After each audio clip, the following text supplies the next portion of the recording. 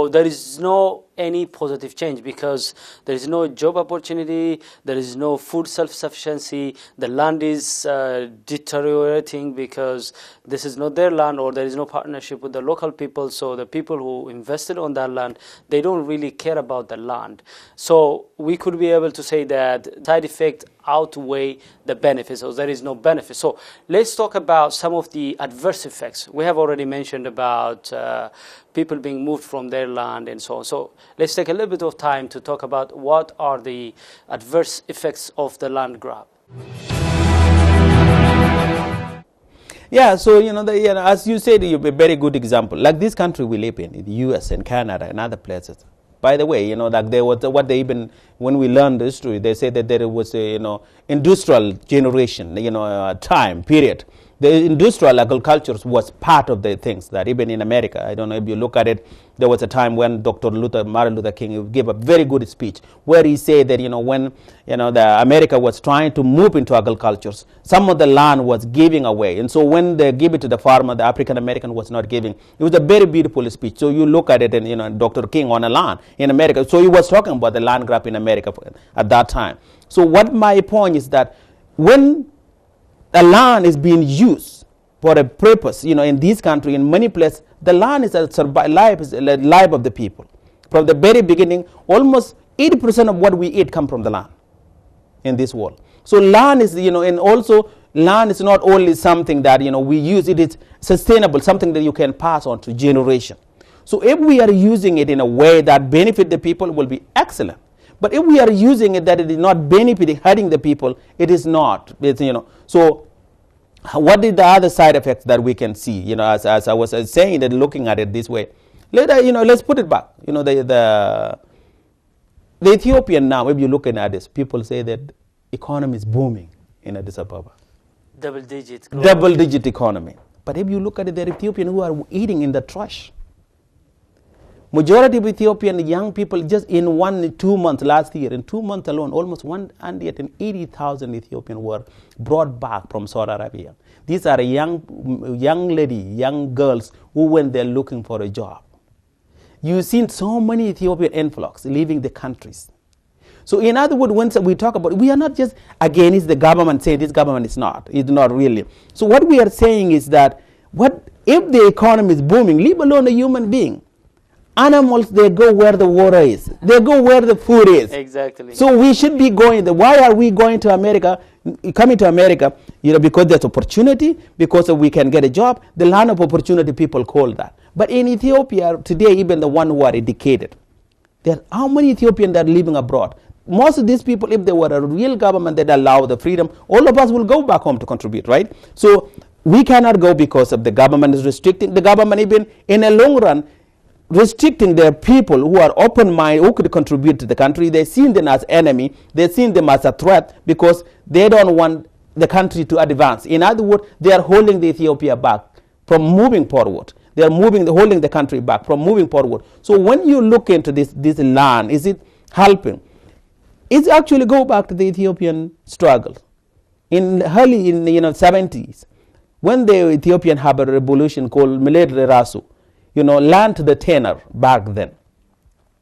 Ethiopians were saying that let the land go back to the farmers. Let the land be, because the government controlled the land during the monarchy. Ethiopians stood up. By that time, if you look at it, by the way, EPRP, when I look at it, it was a very positive movement. By that time, was a unified. The people were not fighting, was not land for Oromo or land for Amara, land for the Tigray. Land Lerasu is for the whole people. And Ethiopian who rose up at the time, almost the children of the elite. There were Amara there, there were Oromo there, there were Tigray there. So they stood up for this land thing we are talking about today.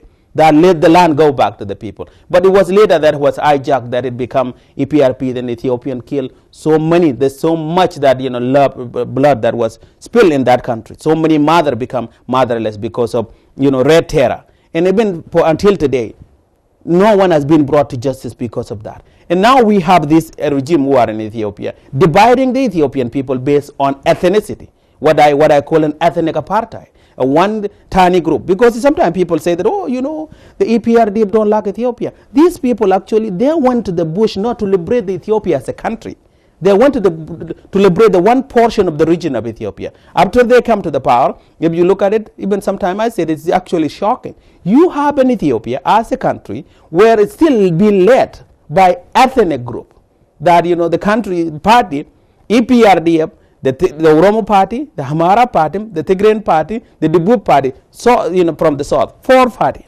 These parties are dominated by the TPLF, the TPLF Tigrayan Liberation Front, who are only 6% of the Ethiopian population. They control the whole key of the country. So when you look into all this and you see this, the movement that started, before I was born in 1970, which is, Mredle Raso, that struggle did not finish because Ethiopian had never had a government that really put the people first. The Ethiopian government has never had a government that addressed these issues of the land, the issue of the equality, issue of freedom. So in other words, not having a fair and free government is that we are paying the price for it.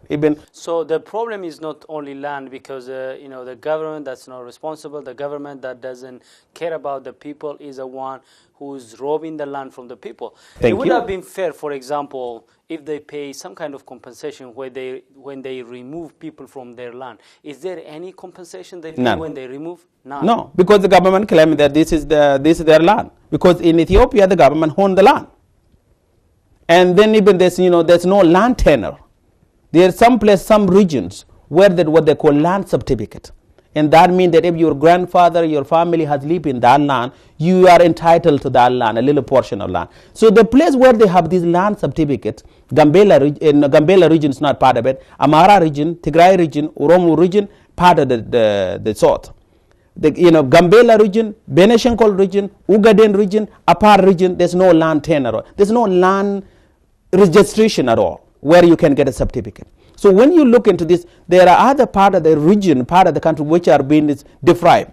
And also what makes it really worse, this government is doing is, the land of the people who are being taken now are the Ethiopian, the most marginalized, the most discriminated, the most disenfranchised group.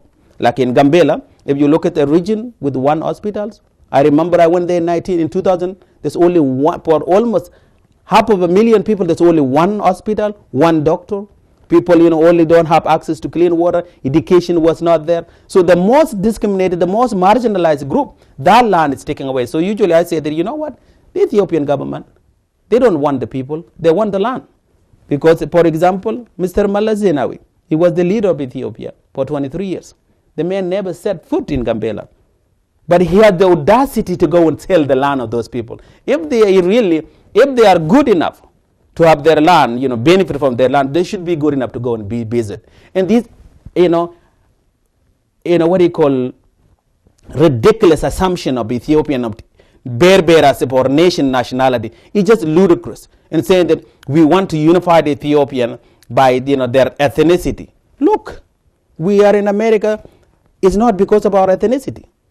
It is what you learn and what you went to school for that will give you the job, not because of your ethnicity. In Ethiopia, they say you cannot bring Ethiopian people unity by bringing that tribe. Our tribe, we should be proud of it. But bringing Ethiopian for this, what they call Nation Nationality Day, and put them in one place, some of these people address them. Doesn't have right. Yeah. By the way, America's success is because she attracts people from diverse cultures. Thank you. So that's the comparative advantage. Exactly. The competitive advantage of the United States. Exactly. Why America is successful because she invites people around the world without, for example, America is maybe the only country that doesn't require people when they come to the land to integrate by force. Exactly. You can integrate yourself because you benefit if you integrate yourself with American culture, values, systems, but they don't force you. Because of that, many people, they can retain their root and at the same time become Americans. Exactly. And benefit from the system, also serve the system. Yes. But in Ethiopia, look, this is a very tiny country compared to America. Now, she has like around 72, even more nations and nationalities. Why dividing the people into these, divisions and create differences? Why the Ethiopian government finds common roots, common vision to the people?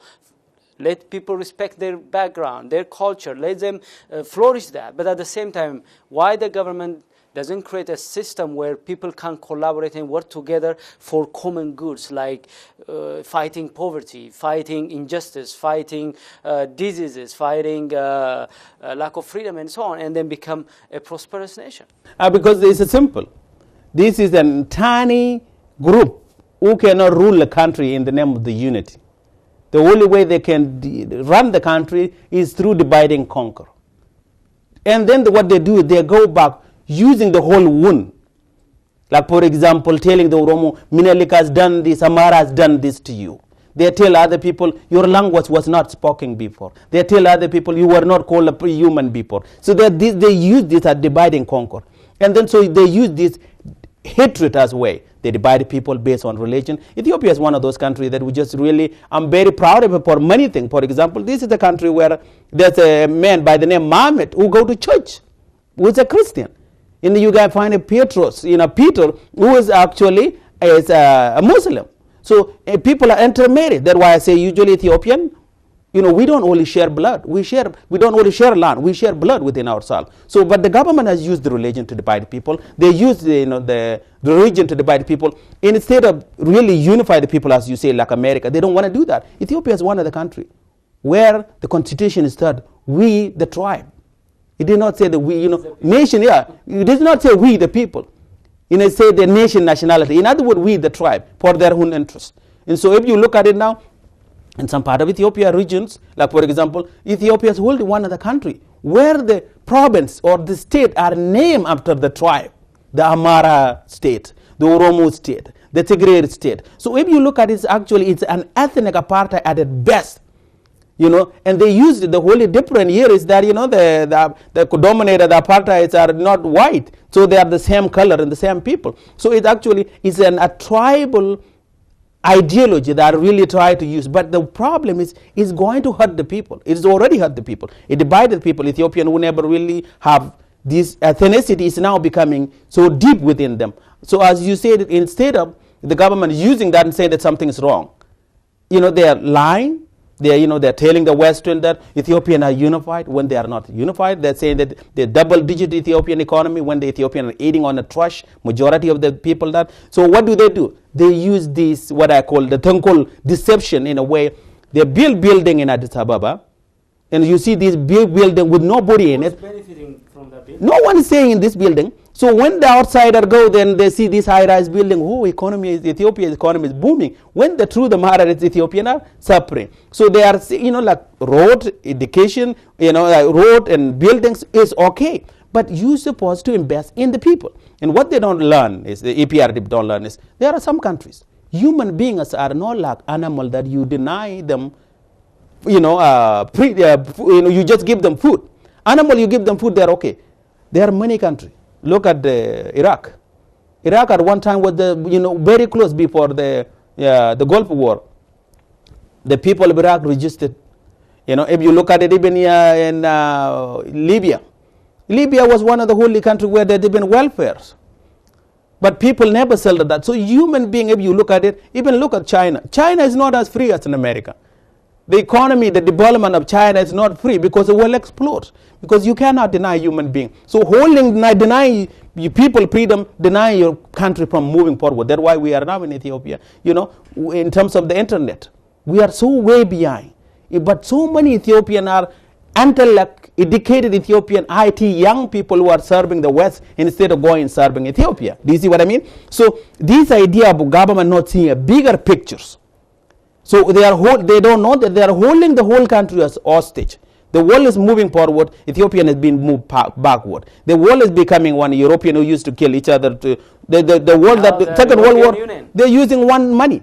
You can go from other part to other part without the checkpoint. But instead of learning from that, the Ethiopian government claiming that we are now unify the people on Bearasip or nation nationality, which is absolutely ludicrous. By the way, Kofi Annan, the former Secretary General of the United Nations, advised the former Prime Minister Meles Zenawi that this ethnic system is outdated. Change it. It's gonna bite you. It's gonna hunt you down. Because you can use now ethnic division to benefit out of it. Maybe a few elite people may benefit from the system, but at the end of the day, the people who are promoting this ethnic apartheid may pay the price in the long run. Oh yeah, definitely. So they're approaching. But let's talk about now the solution part.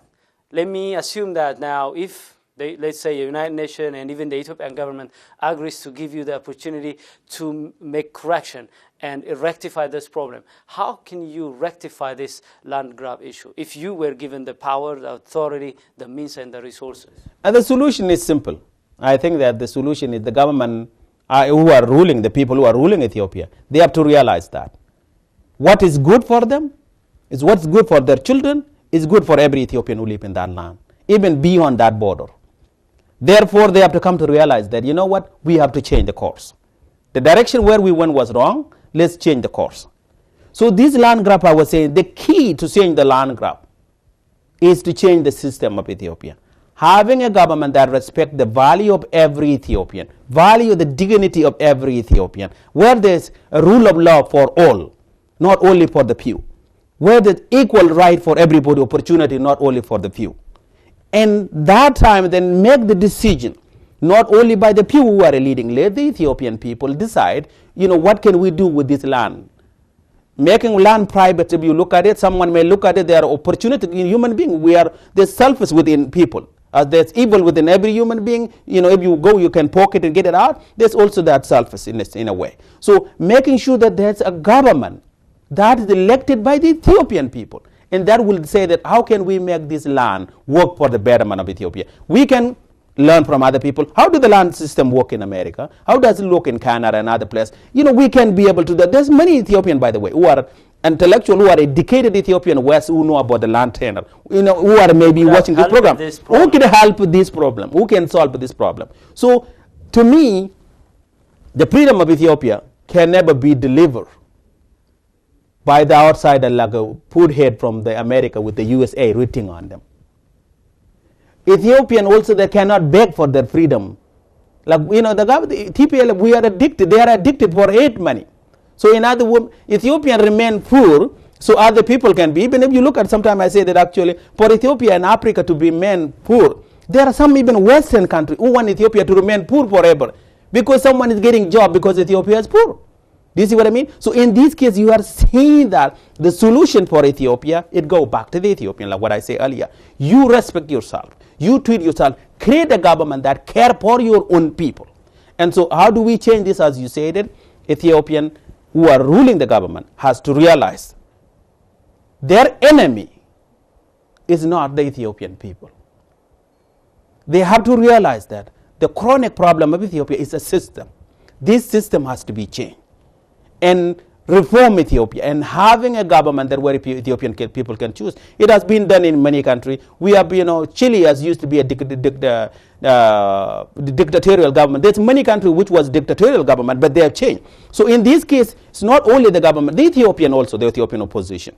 The Ethiopian opposition as well have to realize that, you know, it is not about us. It is about our country. It's about our people. It's about our children. It's about our future. So every Ethiopian who are alive, care for the well-being of Ethiopia, have to see themselves as part of the solution.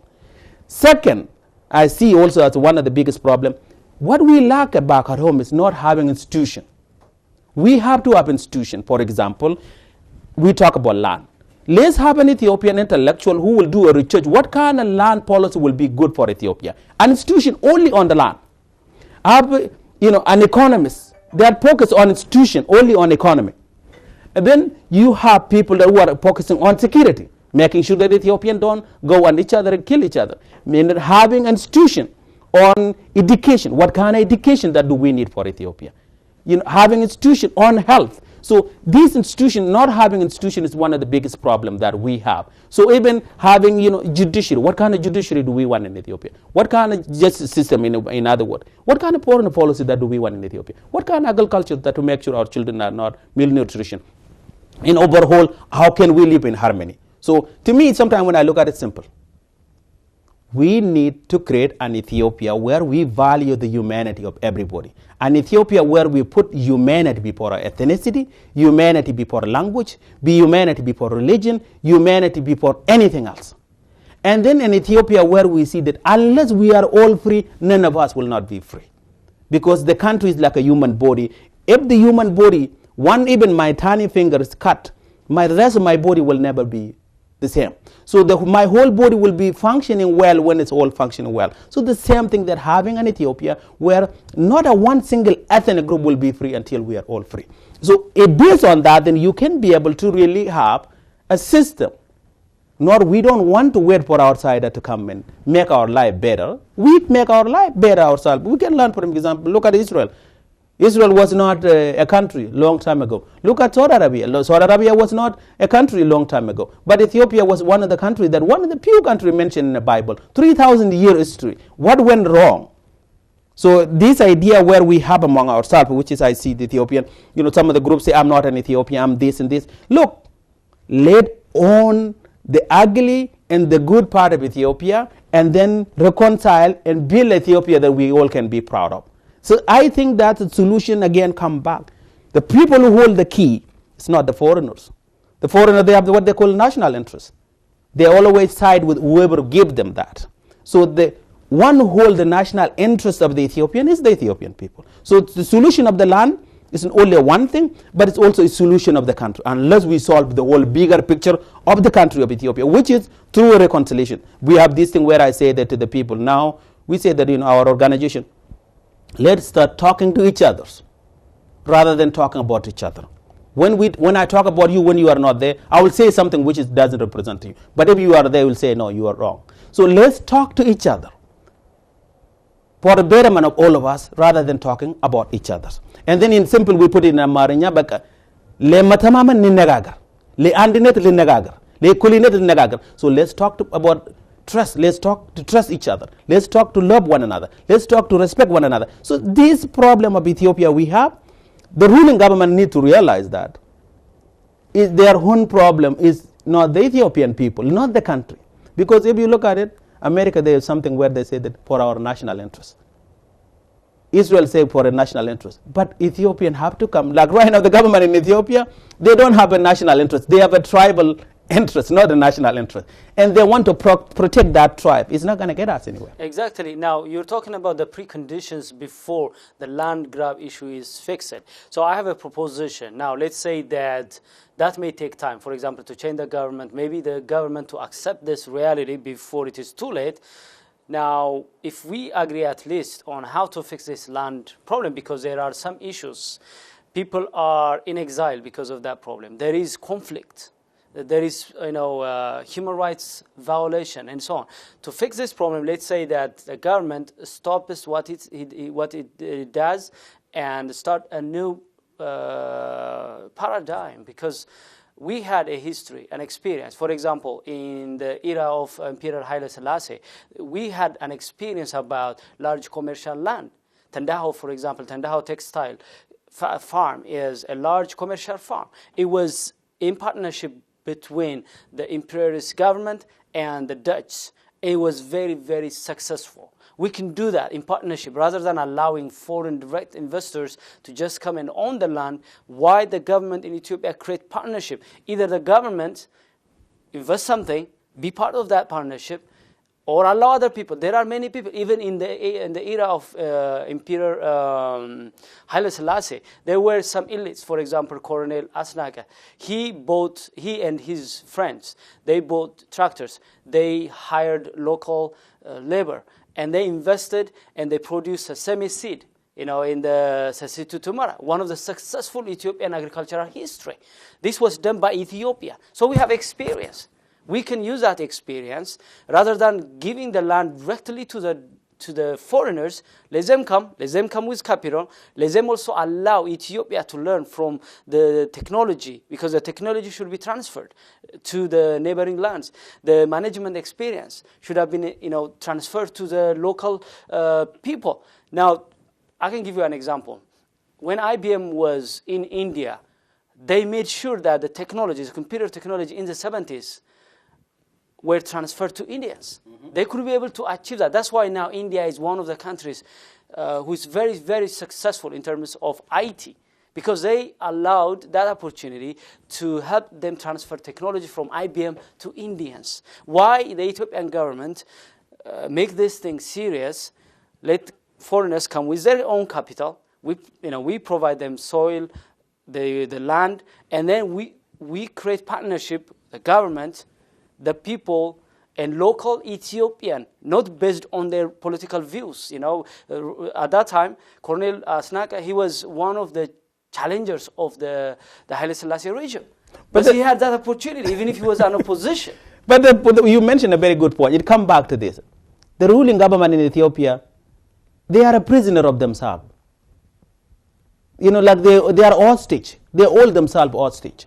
If they open the door to what you are saying, they know that they will lose. That's why, like, for example, the election is coming in Ethiopia, and even though there's no strong opposition, they are intimidating. They are telling people that, if you go to, to buy something, you have to be a member, like, for example, buying sugar, you have to be, you have to have the ruling party card. So what you are saying is, it is the right thing, but the government, because of fear that they will lose power, they will not do that. Let me give an example, like, for example, one of the places which is the most fertile land in Ethiopia is the region of where I come from. Gambela is one of the places.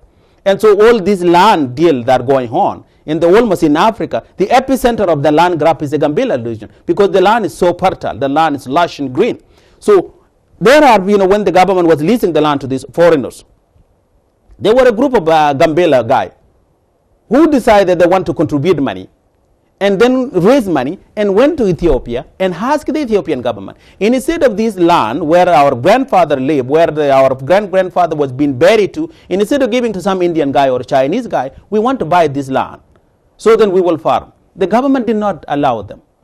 The government did not. So they can give it to the Chinese, but they cannot give it to the local people. One of the reasons they give was exactly. So why? Because they know, as I said, how many Ethiopian agriculturists, intellectual professors living abroad. So, like, for example, if the Indian guy are willing to come and invest, for 99 cents, you and I, even for $100, we can go and get a little hectare. Okay. We care about the land and the people. Exactly. So that's what I mean by that. The government are holding themselves hostage of their own backward thinking, a tribal backward thinking that are not holding Ethiopia back. In fact, if you look at Ethiopia, it's a country that with population the second in Africa. We have almost 100 million people. This 100 million, it is a capital. It can make Ethiopia to become wealthy and rich. If we have a country, if we have a government. Ethiopian, to me, I usually say that we are poor because we are poor of the government. We have how many intellectual Ethiopian who are educated? We are not lazy. How many of us that are working free time for job abroad? So if you look at it, Ethiopian are hard-working people. What they are lacking is having a system that allow them to give them an opportunity like everybody. If they do that, all of us who are outside and go back home, we can do it. I've seen an example of Botswana, where they go to every countries and they tell their citizens, you come back home, you will work in your country. So what you are saying is agriculture is one. Health is one. Like there's one young man I met yesterday, an Ethiopian young man, who said that, he was born, when he was born, right away, he was born rich and then his mom died. And this young man is a very bright Ethiopian young man. And he was saying that, look, when I grown up, I feel that I was the one who killed my mother. And so I went to school to become a nurse, to become a doctor, to making sure that, I will protect some of the Ethiopians. This young man was taken to Amara region to work in a rural area. And he was the only one there. But when he was there, he said that his conscience could not allow what the government allowing him to do. He said that I went there to making sure that, my mom died so I can live. So now I want to make sure that some kid will have their mom and themselves together. So these are some young Ethiopians that who really want to make it. Yes. So this young man he did not do that for, because he really feel that, the guilt. I told him it's not you. Maybe God has made you to be alive and then your mom has lived long enough so she can go if there's a choice. We never know the choice. So here are a young Ethiopian, went to school, want to make a difference. When he want to go back and work, the system could not allow him to do it. And so eventually he had to leave the country and come here. Now he's working as a nurse serving the American people. How many intellectual Ethiopian abroad? Professor. That's why I say that the government is holding, even when the TPLF come in, they kick out the Ethiopian professor from Addis Ababa, majority of them. Professor is the brain of the country, the brain of the people. So the Ethiopia, the intellectually educated who are open-minded are being seen as a threat. rather than seeing us as people who can change. And as long as they continue to do that, they are holding the whole country back while the world is moving forward. It's a very interesting. Do you have any last-minute suggestion, for example, for diaspora people or international human rights organizations about how they can be voices to the voiceless people who are in Ethiopia, the indigenous people? So yeah, I think that when I see that, one of the things, that there's a message I want to send to Ethiopian is simple. Those who are, the future of Ethiopia is in the hand of us. So it is not only, don't talk about Ethiopia as a separate. Ethiopia is you are an Ethiopia. That's what it is. In other words, whether we like it, we've been put in this world that, it is not by our choice. We're born in that land, this is our country. So it is us who can make our country. So I usually tell the people that each one of us in the morning, we wake up in the morning and go brush our teeth, dress our very good clothes, and those who have hair, they make their hair and these things. You're not like just a bald head like me, you watch and you don't put any hair. So those people, we make ourselves good in the morning before we walk out of that door to make the world a better place. No one is ready to make this world a better place. We have what we call the countries. That country, unless you stand up for your own country, do the right thing, you cannot do it. So in other words, the future of Ethiopia in terms of human rights, good governing, equality, justice, all of these things has to be done by the Ethiopian. The outsider cannot do it. So my simple message to those who are outside, especially the intellectual Ethiopian, let's create an institution. Like if you are an economist, let us an Ethiopian economist institution. If it's not allowed in Ethiopia, you cannot do it. Let's create an institution on health.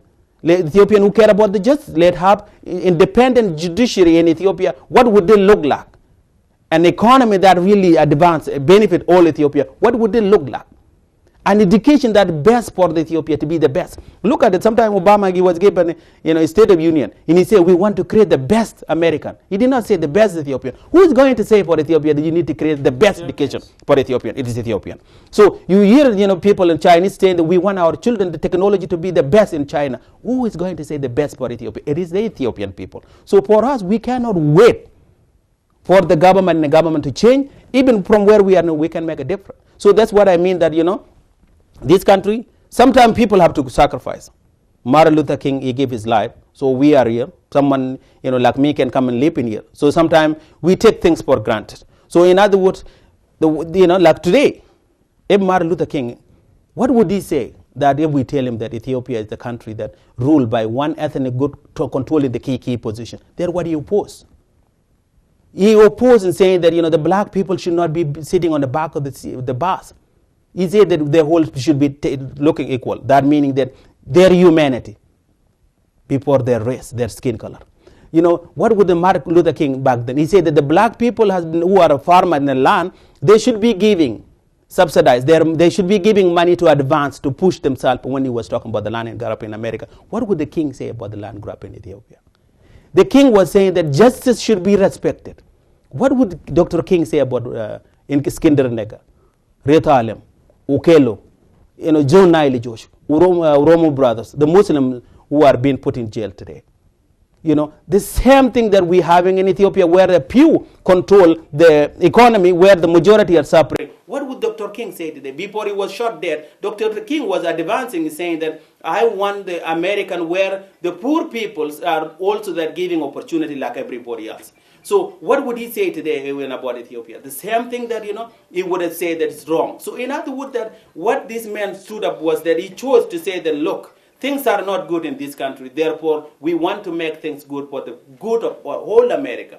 Then he gave his whole life. I like his one time, he was in jail, frequently in jail, and they were surprised. They asked him, why you are always in jail? He asked them back and say, why you guys are out of jail while these things are happening? So you're saying that Ethiopians, while these things are happening, don't be quiet, even if you're not the one affected. Exactly. That's because it's not, at the end of the day, it is not Obama's job alone. It is your job, my job, is everybody else. So there are sometimes, irony, where some people wanting, there's this guy, Seleshi, with a very nice, one good friend of mine, he said that, when they were home at the 2005 election, his mom said that don't go out, you will get shot and these things. But his mom, his dad almost can and say that other kid can go, but you cannot go. So in other words, so it is us. The future of Ethiopia is in the hand of the Ethiopian who are living today. Yeah, so we have to embrace this agenda of, this wrong land grab, and we have to contribute our share. Thank you. Not a land grab, a future grab. Future, yes, a live grab, future grab, and robbing. So exactly. Thank you very much, Obang. Thank you. I appreciate for being here. Okay. Yeah, thank you very much. Yeah, you. Dear viewers, we have been discussing about the faulty land grab or live grab or future grab, according to Obang, in Ethiopia, how that affects the indigenous people in Ethiopia. As you have seen us and listened to us, we were talking about the adverse effects of this land and live grab in Ethiopia.